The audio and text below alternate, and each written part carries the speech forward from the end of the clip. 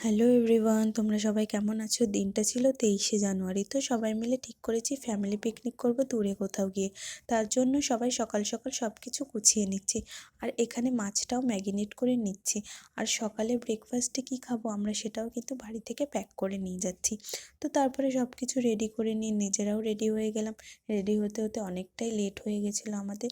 তো তারপরে গাড়ি নিয়ে বেরিয়ে পড়লাম পিকনিকের লোকেশানে। লোকেশানটা ছিল আমার বাড়ি থেকে গাড়ি করে 15 থেকে 20 মিনিট দূরত্বে। তো গিয়ে দেখি ওখানে রান্নাও শুরু হয়ে গেছিলো আর পিকনিকটা হয়েছিল আমবাগানের ভেতরে আর সামনে ছিল ফাঁকা মাঠ। তো আমরা যেহেতু অনেকটাই বেলা হয়ে গেছিলো তাই গিয়ে আমরা সকালে ব্রেকফাস্টটা করে নিই। ব্রেকফাস্টে ছিল ডিম কলা পাউরুটি। শীতকালে এরকম সবাই মিলে রোদে বসে টিফিন করার মজাটাই কিন্তু আলাদা। আমার তো স্কুলের কথা মনে পড়ে যাচ্ছিলো। তো তারপরে পাপাকে নিয়ে বেরিয়ে পড়লাম একটু ঘুরতে। এখানে আমি সবাইকে হাই করে দিতে বললাম। তোমরা এই দৃশ্যটা দেখো, কি সুন্দর সর্ষে ক্ষেত না? কি জানো তো, আমার বাড়ির ওখানে না কোনো মাঠঘাট নেই, তাই এরকম দৃশ্য দেখাই যায় না। তো তারপরে আমরা ফটো ভিডিও করে নিয়ে আবার পিকনিকের ওখানে চলে গেলাম, যেহেতু ওখানেও আমাদের যেতে হবে।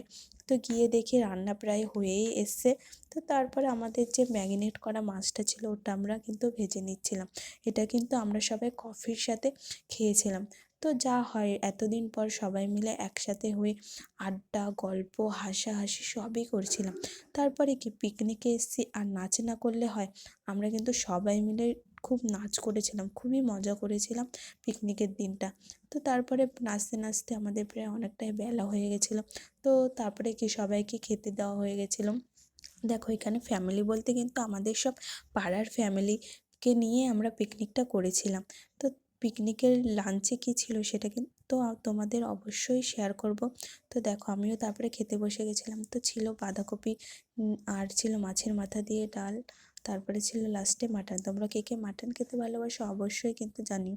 তো তারপরে খেয়ে দিয়ে বাড়ি চলে আসলাম। আজকের ব্লগটা একটুখানি, টাটা বাই।